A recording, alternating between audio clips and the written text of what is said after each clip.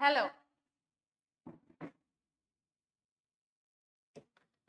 Very very very good morning बच्चों। CA foundation restart batch जनवरी 26 attempt के लिए हम अपने तीसरे लेक्चर में हैं, जहां की हम आपसे बातें कंटिन्यू करेंगे इंडियन रेगुलेटरी फ्रेमवर्क की।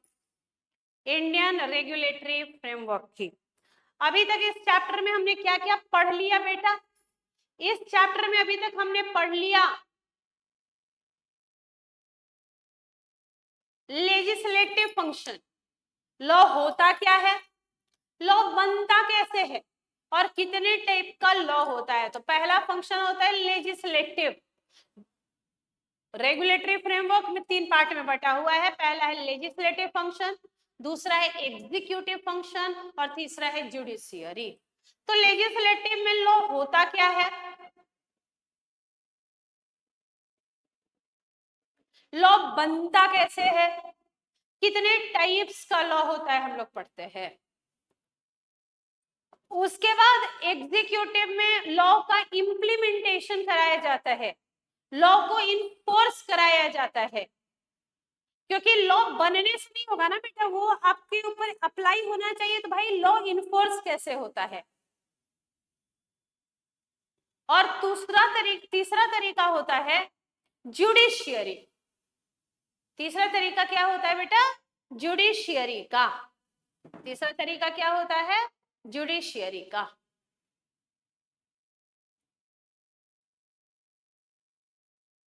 तो सारे बच्चे एक बार बोर्ड पे देखिए, structure of Indian judicial system. वहां पे आपको एक डायग्राम दिया हुआ है और लिखा गया है कि when there is the dispute arises between citizens. मान लीजिए हम लोग सिटीजन है, आप कौन है बेटा? Citizen of India. हम कौन है? सिटीजन। हमारे बीच में कोई विवाद हो जाए, कोई डिस्प्यूट हो जाए, तो भाई कहाँ जाए, कौन है जो उसको सॉल्व करेगा? दूसरा है आपका फंक्शन जुडिशियरी सिस्टम का, कि इंडियन जुडिशियरी सिस्टम का फंक्शन क्या क्या होता है। और तीसरा हायरार्की है कि इंडिया में कोर्ट्स किस ऑर्डर में, किस हायरार्की में है।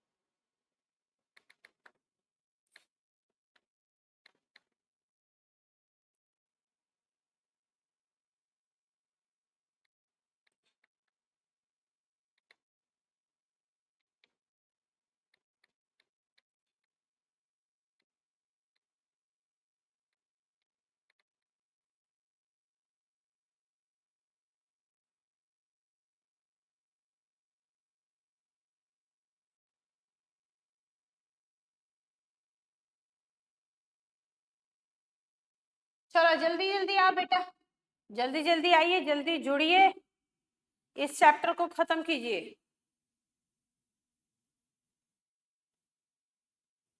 जल्दी जल्दी आइए, शुरू कीजिए क्लास को और जल्दी से खत्म कीजिए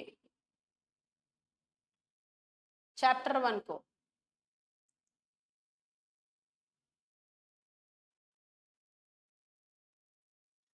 तो आ जाइए, structure of Indian judicial system क्या पढ़ने जा रहे हैं हम? स्ट्रक्चर पढ़ने जा रहे हैं बेटा इंडियन जुडिशियल सिस्टम का।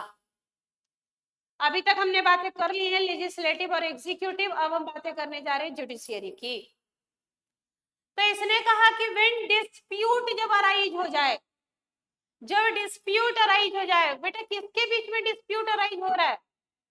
किसके बीच में डिस्प्यूट अराइज हो रहा है? When dispute arises between citizens, आप कौन है सिटीजन, हम कौन है सिटीजन, हमारे बीच में हो गया झगड़ा विवाद डिस्प्यूट, या हमारा झगड़ा हो गया सिटीजन्स का किसके साथ? गवर्नमेंट के साथ। तो हम कहाँ जाएं तो हमारा ये जो डिस्प्यूट है उसको रिजॉल्व किया जाएगा, उसको सॉल्व किया जाएगा? आंसर है इंडियन जुडिशियरी सिस्टम में जाएं, कोर्ट्स में जाएं। फंक्शन क्या है बेटा जुडिशियल सिस्टम का? जो जुडिशियरी सिस्टम है भारत में उसका फंक्शन क्या है, क्या काम है जुडिशियरी का? पहला फंक्शन है regulation of interpretation of act and code.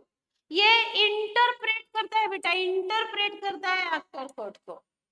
क्यों इंटरप्रिटेशन की जरूरत होती है और इंटरप्रिटेशन क्या होता है बेटा? बहुत लॉ का जो लैंग्वेज है वो एग्जैक्टनेस के साथ नहीं, अब मैथ्स में जैसे एग्जैक्टली अपने फॉर्मूला बोल दिया कि भैया आपको अगर हाइपोटेन्यूज निकालना है तो पाइथागोरस का थ्योरम लगाइए और निकाल लीजिए हाइपोटेन्यूज। आपको परपेंडिकुलर निकालना है, बेस निकालना है, तो आप अप्लाई कीजिए पाइथागोरस थ्योरम और निकाल लीजिए। तो एग्जैक्ट तो है नहीं लॉ का लैंग्वेज, और कभी कभी लॉ का लैंग्वेज जो है मैथमेटिकल प्रिसीजन के साथ ना तो डेवलप कर सकते हैं, और कभी कभी लॉ का लैंग्वेज बड़ा ऑडी होता है बेटा, ऑडी। लॉ का लैंग्वेज क्या होता है? ऑडी होता है। मोरा ऑडी क्या होता है? एम्बिग्युअस होता है, एम्बिग्युअस होता है, क्लियर मीनिंग नहीं है, सर्टेनिटी दी ही नहीं है, ड्यूअल मीनिंग निकलता है, आप कुछ और देख रहे पढ़ रहे हैं, कुछ और पढ़ रहे हैं, एम्बिग्युअस है। लॉ का लैंग्वेज कभी कभी अनरीजनेबल लगता है हमें कि ये क्या बोल दिया, ये क्यों बोला, ये कैसे बोला। और कभी कभी लॉ का जो लैंग्वेज है वो डिफीट करता है, किस चीज को डिफीट करता है? Intention of law maker, law maker के इंटेंशन को डिफीट करता है। लॉ का जो लैंग्वेज है बेटा वो आप मैथमेटिकल प्रिसीजन और एग्जैक्टनेस की तरह आप नहीं बता सकते। कभी कभी लॉ का लैंग्वेज होता है ऑडी, ऑडी का मतलब एम्बिग्युअस है, अनरीजनेबल है, डिफीट कर रहा है इंटेंशन ऑफ लॉ मेकर। अब लॉ मेकर ने क्या सोच के लॉ बनाया और आप लॉ को क्या इंटरप्रेट कर रहे हो, समझ रहे हो, दोनों अलग अलग है। उस केस में कोर्ट जो है, जज साहब जो है, वो लॉ का सही सही इंटरप्रिटेशन करके और आपको बताते हैं भैया देखो, रुको, सुनो, लॉ के बोलने का ये मतलब है।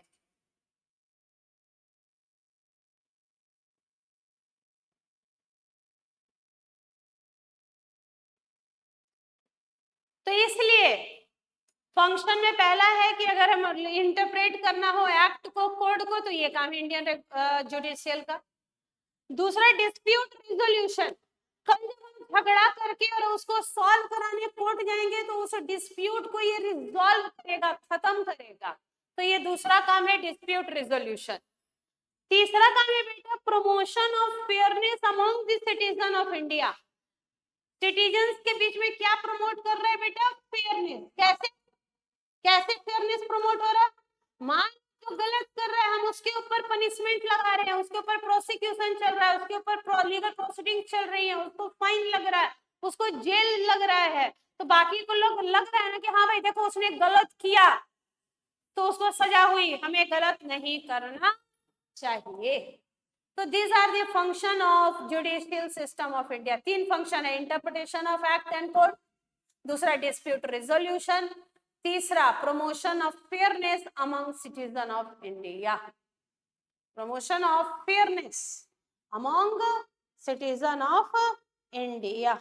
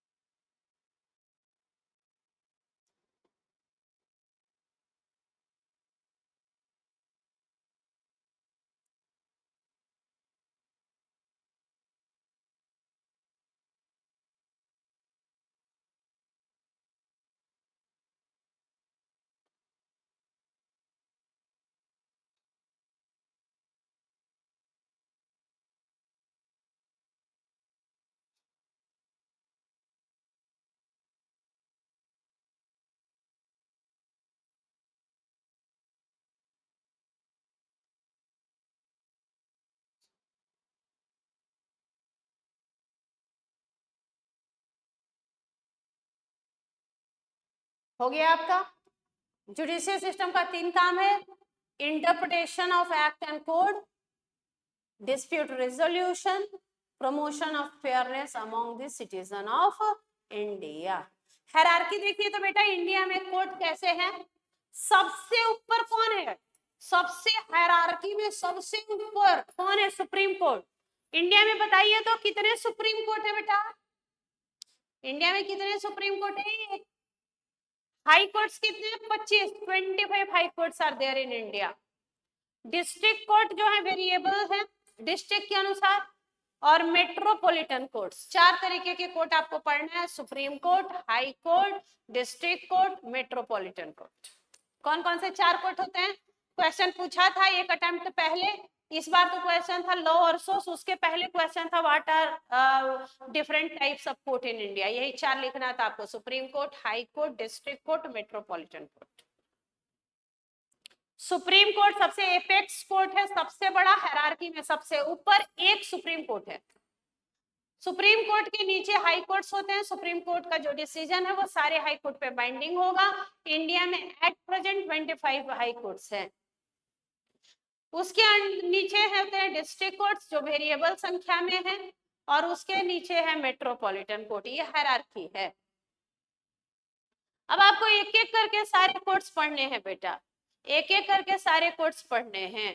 तो आइए सबसे पहले आप जस्ट एक बार रीड करें, फिर हम समझाएं और याद कराएं। सुप्रीम कोर्ट आप एक बार रीड करेंगे और एक बार हम समझा के और याद करवाएंगे, यही तरीका है हम लोग का। आप एक बार रीड करते हैं, फिर हम समझाते हैं, याद कराते हैं, और फिर आप लिखते हैं। सुप्रीम कोर्ट, सुप्रीम कोर्ट क्या ये एपेक्स बॉडी है क्या जुडिशियरी में, मतलब मान लो हम डिस्ट्रिक्ट कोर्ट से बेटा, डिस्ट्रिक्ट कोर्ट के डिसीजन से बड़े दुखी हैं, अग्रीव्ड हैं, तो हम डिस्ट्रिक्ट कोर्ट के अगेंस्ट कहां जा सकते हैं, हाई कोर्ट में। हम हाई कोर्ट के किसी डिसीजन से दुखी हैं तो हम उसके अगेंस्ट कहां जा सकते हैं, सुप्रीम कोर्ट में। लेकिन अगर हम सुप्रीम कोर्ट के किसी फैसले से दुखी हैं तो फिर तुम मर जाओ, क्योंकि वो एपेक्स बॉडी है जुडिशियरी का, उसके ऊपर कोई है ही नहीं बेटा, वो सबसे बड़ा है, इट इज द एपेक्स, ये एपेक्स बॉडी है बेटा जुडिशियरी का। किस दिन स्टेबल हुआ, जिस दिन संविधान आया, किस दिन इंडिया का संविधान आया है, 26 जनवरी 1950 को। किस दिन इंडिया का संविधान आया है, 26 जनवरी 1950 को। चीफ जस्टिस ऑफ इंडिया जो है वो हाईएस्ट अथॉरिटी होता है, जो अंडर आर्टिकल 126 अपॉइंट होता है।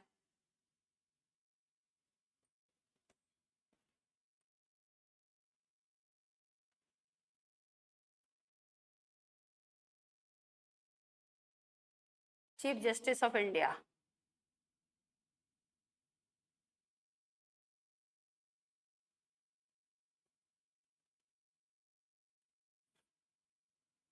जस्टिस डीवाई चंद्रचूड़, धनंजय यशवंत चंद्रचूड़ जो है वही हमारे अभी चीफ जस्टिस ऑफ इंडिया हैं। प्रिंसिपल बेंच जो है सुप्रीम कोर्ट में है वो 34 मेंबर्स का, इंक्लूडिंग चीफ जस्टिस। केसेस बहुत बढ़ गए हैं, वर्कलोड है, तो इन्होंने बेंच बढ़ा दिया, 34 मेंबर का कर दिया, इंक्लूडिंग चीफ जस्टिस। तो आपको सुप्रीम कोर्ट के बारे में इतनी बातें लिखनी है, क्या क्या बात सुप्रीम कोर्ट के बारे में लिखना है। पहली बात, it is the apex body of judiciary, supreme court सबसे ऊंचा है, सबसे ऊपर है जुडिशियरी में, उससे एपेक्स, उससे बड़ा कोई नहीं होता है बेटा, नाम ही सुप्रीम कोर्ट, उससे बड़ा कुछ नहीं होता। दूसरा, कब स्टेबल हुए, जिस दिन संविधान आया है। किस दिन संविधान आया, 26 जनवरी 1950 को। Chief justice of India CJI, chief justice of India highest authority होता है, chief justice of India is the highest authority appointed under article 126। सबसे हाईएस्ट अथॉरिटी कौन होता है, वो जो वहां बैठता है, chief justice of India.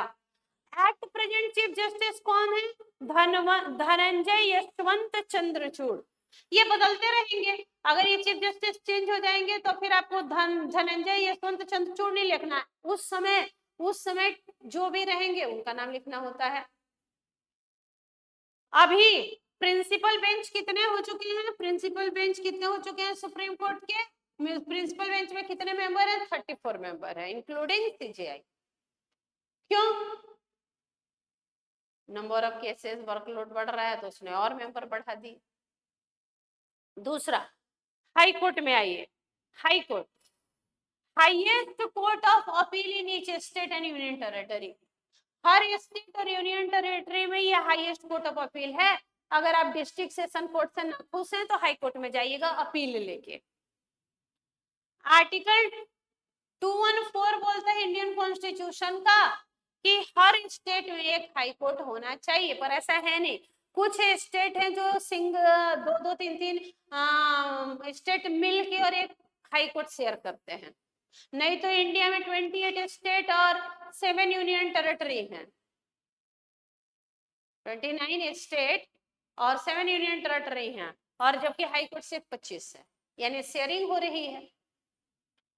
It has original jurisdiction भी है, मतलब कुछ मुद्दे हम डायरेक्ट वहां हाई कोर्ट में लेके जाएंगे, कुछ एपिलेंट है, मतलब हम डिस्ट्रिक्ट सेशन कोर्ट से नाखुश हैं तो जाएंगे, और कुछ इनका सुपरवाइजरी जुरिस्डिक्शन है कि ये मेट्रोपॉलिटन और डिस्ट्रिक्ट सेशन कोर्ट को सुपरवाइज करते हैं।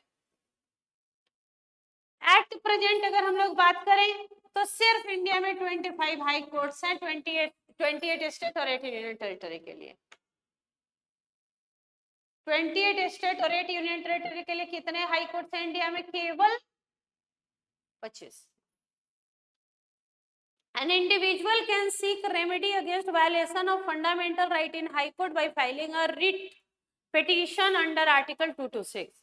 कोई इंडिविजुअल है, अगर मैंने कुछ वायलेशन किया था फंडामेंटल राइट्स का, तो हम हाई कोर्ट में जा सकते हैं पिटीशन लेकर, रिट पिटीशन बोलते हैं इसको, आर्टिकल 226।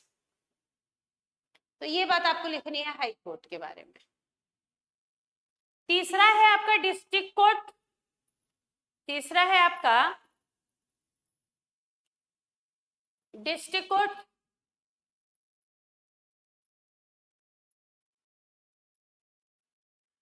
क्या लिखेंगे डिस्ट्रिक्ट कोर्ट में आप, कोर्ट ऑफ डिस्ट्रिक्ट जज डील्स विद सिविल लॉ। जो डिस्ट्रिक्ट जज बैठते हैं वो क्या देखते हैं, सिविल लॉ को। कॉन्ट्रैक्ट किया था, टूट गया, डैमेजेस हो गए हैं, आपको नुकसान हुए हैं, अगर सिविल मैटर है तो ये कौन देखेंगे, डिस्ट्रिक्ट जज। सेशन कोर्ट के जो जज होते हैं वो क्रिमिनल मैटर्स देखते हैं। आप किसी का को चाकू मार दिए तो ये सब मैटर आपका जाएगा सेशन में।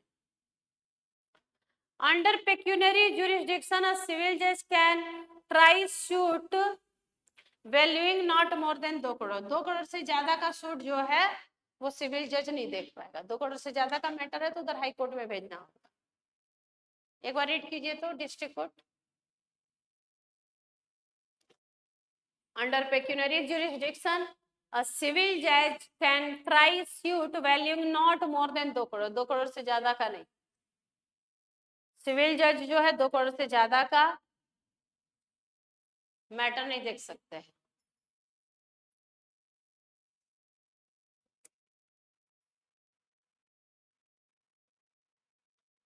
और लास्ट है metropolitan court.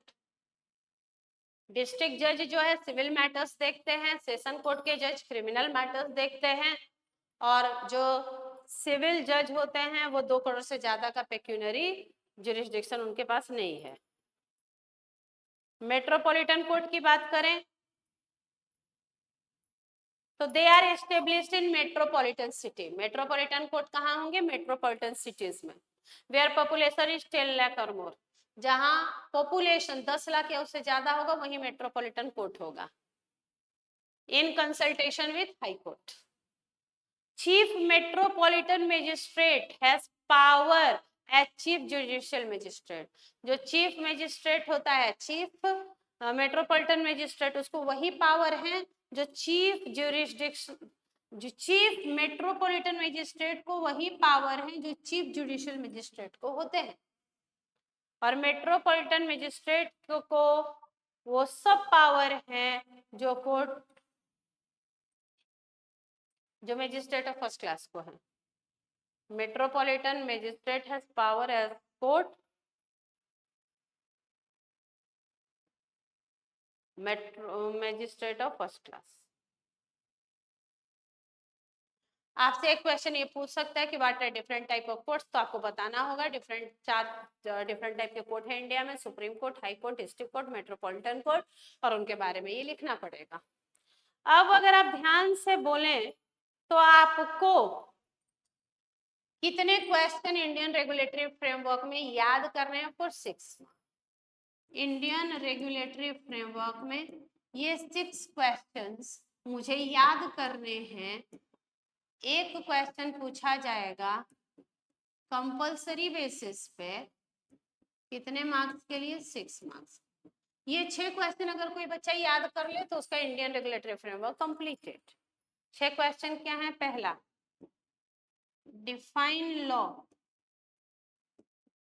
What are sources of law.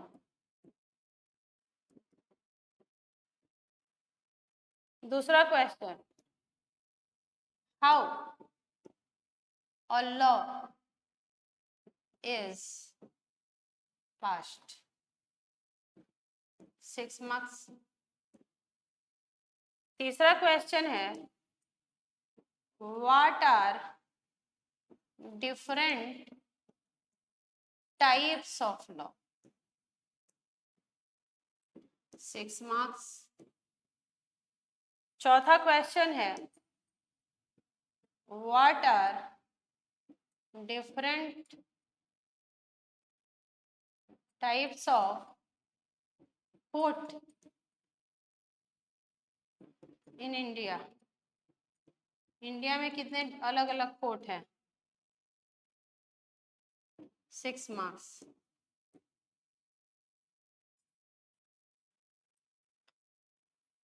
Next question है,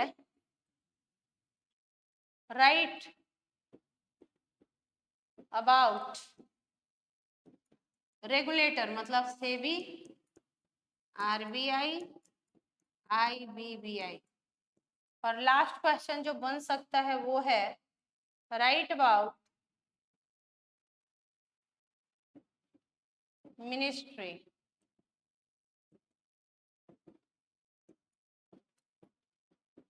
इनमें से कोई दे देगा, 2 या 3। MCA, Ministry of Finance, Ministry of Home affair,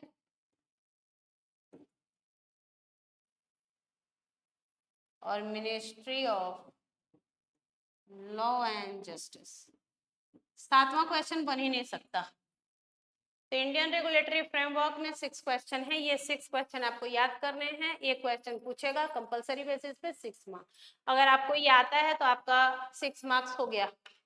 restart batch में पहला चैप्टर कंप्लीट हुआ जिसका नाम था Indian regulatory framework.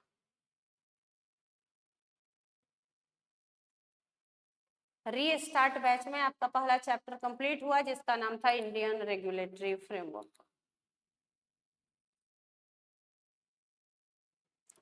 Indian regulatory framework.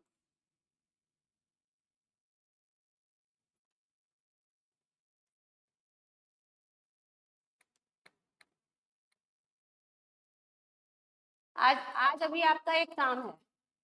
काम क्या है? आपको ये 6 के 6 क्वेश्चन के आंसर्स आते हैं क्या? अगर आपको ये 6 के 6 क्वेश्चन आते हैं, अगर आपको ये 6 के 6 क्वेश्चन आते हैं तो आप निश्चिंत हो जाइए, 6 मार्क्स कोई नहीं रोक पाएगा।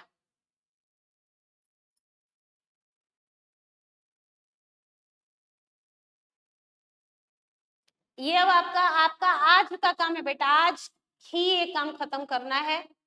आज के दिन आपका बस एक ही काम है, ये 6 क्वेश्चन का आंसर आपको आना चाहिए। एक बार मैंने आपको हैंड रिटन नोट्स दिया हुआ है, वहां जाके ये याद कीजिए और याद करके अपनी कॉपी में लिख लीजिए, और 6 मार्क्स के लिए आपका पहला चैप्टर कंप्लीट हो गया जिसका नाम था इंडियन रेगुलेटरी फ्रेमवर्क।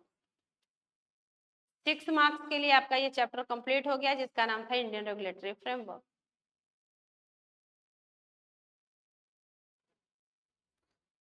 हेलो समृद्धि।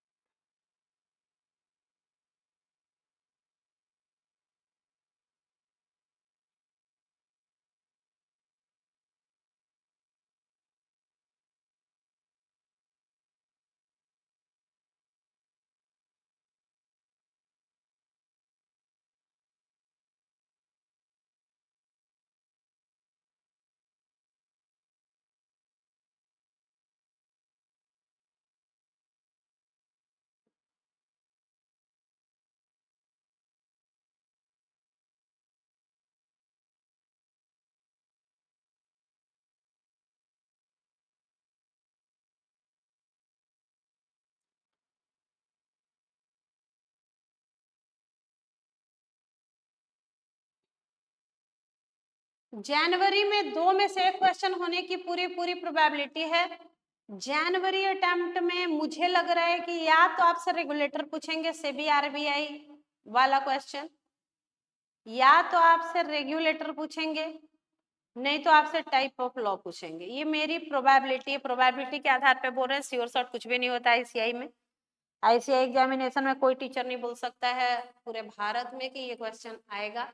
हम ये बोल सकते हैं कि इसके चांसेस हैं, ये प्रोबेबिलिटी है कि ये क्वेश्चन आपसे पूछा जाए। तो अगर प्रोबेबिलिटी के आधार पे बोले तो आपसे रेगुलेटर क्वेश्चन नंबर 5 या 3 में से कोई एक क्वेश्चन दिख सकता है आपको, लेकिन आपको याद करना है 6 क्वेश्चन।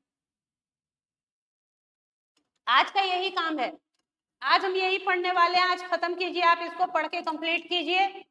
जो बच्चे पहली बार आज मेरी क्लास देख रहे हैं, वो शॉर्ट वीडियोस के लिए और लॉ के नॉलेज के लिए मेरे चैनल को सब्सक्राइब कीजिएगा। सहज सीए बाय सी आरती मैम के नाम से चैनल है मेरा अपना यूट्यूब, जहाँ की शॉर्ट्स आएंगे, लेकिन वीडियो आपको यहाँ देखना है। वीडियो यहाँ आप देखिए टॉपर्स के ऐप पे टॉपर्स। और आप अगर ये क्लास लेना चाहते हैं कि जनवरी अटेम्प्ट के लिए हम ये पूरा हम लोगों का कोर्स लेना चाहते हैं, तो सिर्फ 2000 रुपीज में हम चारों फैकल्टी आपको ये पूरा पूरा फाउंडेशन कोर्स। अभी इससे सस्ता क्या होगा बेटा, इससे अच्छी बात क्या होगी कि सिर्फ 2000 रुपए में आपको घर बैठे पूरा फाउंडेशन कोर्स करा रहे हैं हम लोग। और अगर आपको लगा, अभी मान लो आपने पेपर दिया और आपको लगता है कि नहीं मेरा जो है ये पर्टिकुलर पेपर अच्छा नहीं गया, या मुझे इस पेपर में सिर्फ रिवीजन की जरूरत है, तो सिर्फ 750 में आप इंडिविजुअल पेपर ले सकते हैं। 750 रुपए में सिर्फ आप इंडिविजुअल पेपर ले सकते हैं। लेकिन अगर आप पूरा ग्रुप लेना चाहते हैं तो 2000, वहां भी 1000 का आपको डिस्काउंट मिल रहा है। अब इससे डिस्काउंटेड भी तो कुछ हो नहीं सकता। प्लस आप जिन फैकल्टी से पढ़ रहे हैं वो लगभग 2 लाख 2.5 लाख बच्चों को पढ़ा चुके हैं। तो जुड़े टॉपर्स के साथ और अपनी जर्नी को आगे बढ़ाएं। टॉपर सिर्फ सीए फाउंडेशन के लिए नहीं, सीए इंटर फाइनल सबके लिए है। हमेशा तत्पर, 30 साल से नंबर 1 नॉर्थ इंडिया के नंबर 1 कोचिंग इंस्टीट्यूट में एक है, और दिल्ली का नंबर 1 लक्ष्मी नगर में फेस टू फेस क्लासेस भी उपलब्ध हैं। बाकी आप ऑनलाइन क्लासेस हम लोगों के घर बैठे ले सकते हैं, कहीं जाने की जरूरत नहीं, कहीं आने की जरूरत नहीं, कुछ करने की जरूरत नहीं, अपने घर बैठे और 2000 रुपए में सीए फाउंडेशन पास करके इंटर में आ जाएं। और अगर आपने पेपर दिया है और आपको किसी भी पेपर में आपको लगता है अकाउंट्स में कोई दिक्कत है, लगता है लॉ में दिक्कत है, लगता है इको में दिक्कत है, लगता है मैथ्स में, तो सिर्फ 750 रुपए में पूरा पूरा कोर्स आपको उपलब्ध है। तो चलिए, आज आपका काम है ये 6 क्वेश्चन जो आपको स्क्रीन पे दिख रहे हैं, आज ही इस काम को कंप्लीट कर लीजिएगा। कल की क्लास में हम लोग एक नया एक्ट शुरू करने जा रहे हैं, दी कंपनीज एक्ट 2013। कंपनीज एक्ट शुरू करते हैं और कंपनीज एक्ट को पढ़ के एलएलपी पढ़ेंगे, तो इतना करते ही हमारा 32 नंबर कंप्लीट हो जाएगा। छोटे छोटे एक्ट पहले पढ़ लेते हैं और उसके बाद आएंगे, पहले पढ़ेंगे अपना ये इंडियन रेगुलेटरी हो गया, कंपनी पढ़ेंगे, एलएलपी पढ़ेंगे। ये करने के बाद हम लोग आ जाएंगे, ये तीनों एक्ट करने के बाद पार्टनरशिप में, उसके बाद एनआई और उसके बाद सेल्स और सबसे लास्ट में इंडियन कॉन्ट्रैक्ट। चलिए इस तरीके से हम लोग आज आप बस इतना काम करके रखिए, कल फिर आपसे मुलाकात होगी 11 बजे नए चैप्टर के साथ। आज चूंकि चैप्टर खत्म करना था और इस चैप्टर को हमने फिनिश किया तो आज की क्लास थोड़ी शॉर्ट हुई है, ऐसे 1 घंटे की होती है। तो कल फिर आपसे मुलाकात होगी कंपनी जैक में। तब तक स्वस्थ रहें, व्यस्त रहें, लगे रहें, बने रहें, पढ़ते रहें। पूरा खेल आईसीआई का कंसिस्टेंसी का है। कल फिर आपसे मुलाकात होगी। Bye bye, good bye.